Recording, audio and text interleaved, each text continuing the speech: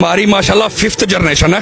हाँ जी। हमारा परदादा, हमारा दादा, हमारा बाप, हम और हमारी नस्लें उसी जगह पे खड़ी हैं जिस जगह पे एक तालाब जो होता है ना, जितनी देर खड़ा रहे वो बदबू देना शुरू कर देता है। 75 साल बाद ये निजाम अभी बदबू देना शुरू कर दिया।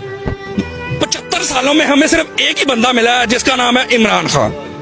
75 सालों में अगर कोई और बंदा होता, भुट्टो अपने जमाने का लीडर माना गया, ठीक है कि नहीं, भुट्टो अपने जमाने का लीडर माना गया, लेकिन भुट्टो पीछे नस्ल नहीं बना के गया। सिंध में हालात देख लो, आज भी सिंध में हालात देख लो।